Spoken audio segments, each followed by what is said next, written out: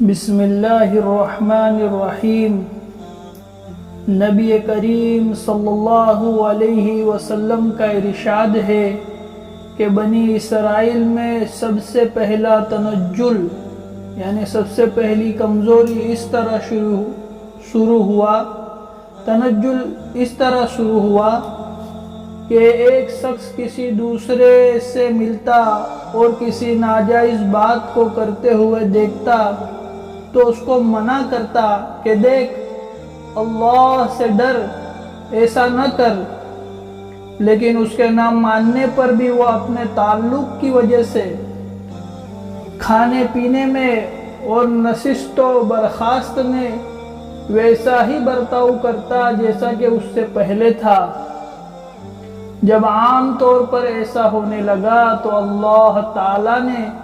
باجوں کے قلوب کو باجوں کے ساتھ خلط کر دیا، یعنی نافرمانوں کے قلوب کے جیسے ان کی نحوست سے، یعنی نافرمانوں کے قلوب جیسے تھے ان کی نحوست سے فرما برداروں کے قلوب بھی ویسے ہی کر دیے۔ پھر ان کی تائید میں کلام پاک کی آیتیں لعن الذین کفروا سے کافرون تک پڑھی۔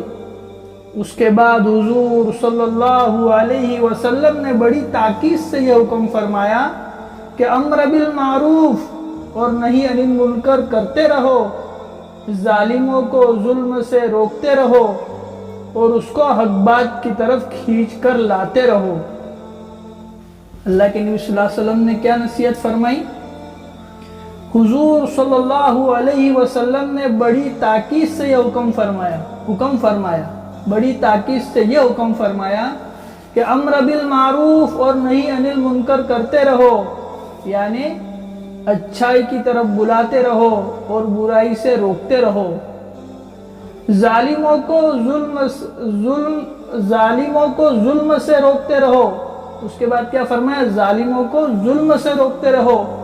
اور اس کو حق بات کی طرف کھینچ کر لاتے رہو، یعنی ظالم کو ظلم سے روکتے رہو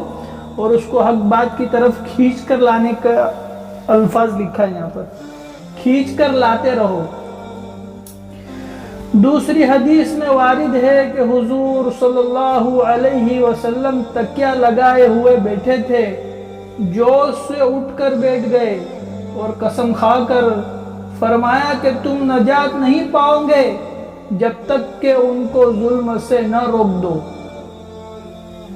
ایک اور حدیث میں ہے کہ آپ صلی اللہ علیہ وسلم نے قسم کھا کر فرمایا کہ تم امر بالمعروف اور نہی عن المنکر کرتے رہو اور ظالموں کو ظلم سے روکتے رہو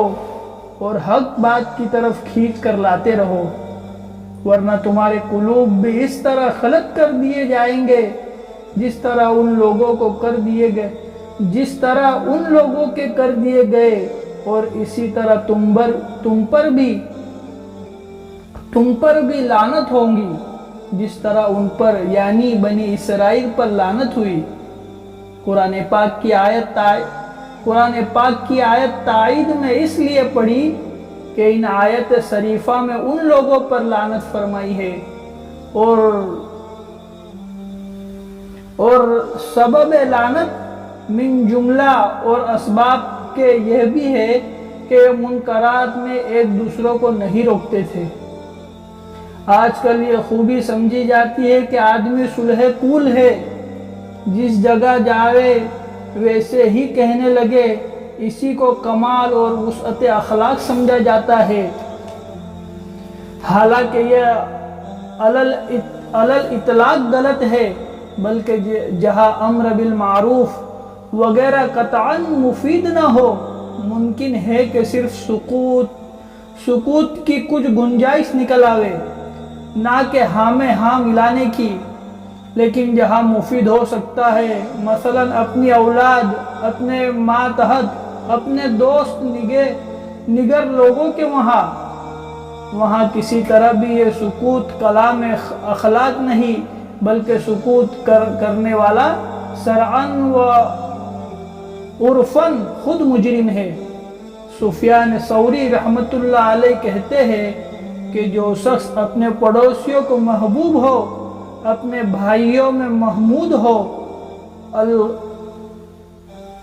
محمود ہو، اقلب یہ ہے کہ وہ مداحن ہوگا۔ متعدد روایت میں مضمون آیا ہے کہ جب کوئی گناہ مخفی طور سے کیا جاتا ہے تو اس کی مذرت کرنے والے ہی کو ہوتی ہے، لیکن جب کوئی گناہ خلم خلا کیا جاتا ہے اور لوگ اس کے روکنے پر قادر ہے اور پھر بھی نہیں روکتے تو اس کی مذرت اور نقصان بھی عام ہوتا ہے۔ اب جب ہر شخص اپنی ہی حالت پر غور کر لے کہ کتنے معاصی اس کے علم میں ایسے کیے جاتے ہیں جن کو وہ روک سکتا ہے، اور پھر بے توجہی، لاپرواہی، بے اختلافی سے کام لیتا ہے، اور اس سے بڑھ کر ظلم یہ ہے کہ کوئی اللہ کا بندہ اس کو روکنے کی کوشش کرتا ہے تو اس کی مخالفت کی جاتی ہے، اس کو قاطع نظر بتلایا جاتا ہے، اس کی انعات کرنے کی بجائے اس کا مقابلہ کیا جاتا ہے۔ سبحان اللہ و بحمدہ، سبحانک اللہم و بحمدک۔